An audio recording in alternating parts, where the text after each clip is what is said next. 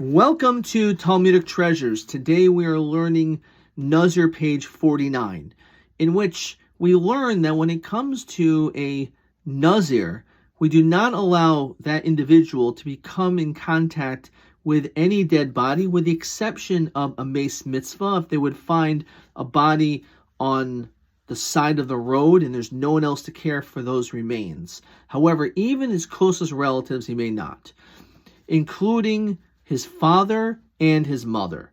On this, the Talmud wonders, according to the opinion of Rabbi Akiva, why do we need those words? We already know that a person who is a Nazir is not allowed to become in contact with the dead, even his closest relatives. So why then do we need to repeat these specific people, your father and your mother? And the Talmud gives an unbelievable answer. The Talmud says that it's possible that you would think that when it comes to your mother, you actually, as a Nazir, are allowed to become impure. Why? Because she could be, out of all of your relatives, the relative who is, at least out of the two, the closer relative. Why? On this, the Talmud says, because when it comes to a father, how do we know that the man that claims and says is your father is in fact your dad? It's through what's called a chazakah. It's a presumption. You don't know as an absolute fact. This is certainly before DNA testing, in which some countries don't even allow it to this very day, perhaps because of the potential turmoil of a man finding out that, based on a paternal test, that really is not the father. So there is the possibility that this man is really not your father. So maybe that's the reason why a Nazir is not to become impure to him.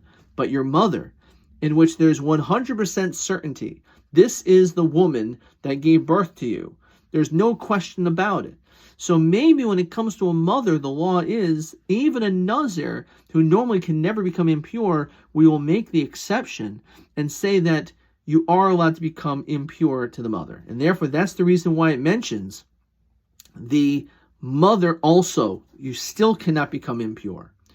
On the other hand, you can maybe think the reverse. On a certain level, the father has a certain element of being unique over the mother. Because even though we know when it comes to whether a child is Jewish, we go by the mother.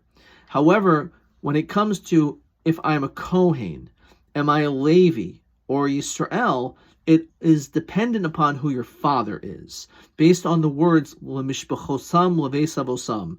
We go after your father.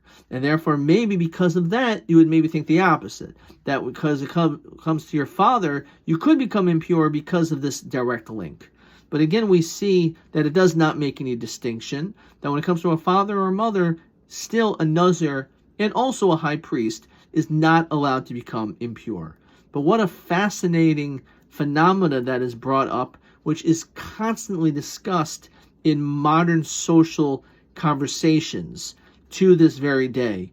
The major distinctive difference between a father and a mother is that when it comes to a father, we do not necessarily know who the father is, which perhaps answers the reason why, even in the time in which polygamy was acceptable, was socially acceptable, it was only having two wives or multiple wives with one man, never the reverse.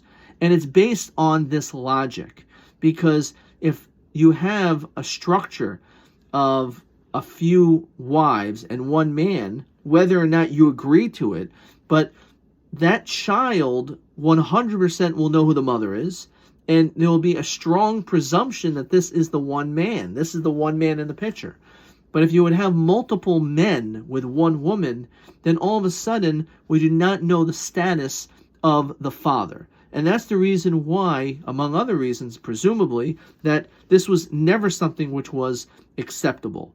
And again, the Talmud goes so far to say that perhaps out of the father and the mother may even be the stronger of the relatives because of the certainty that this, in fact, is your mom.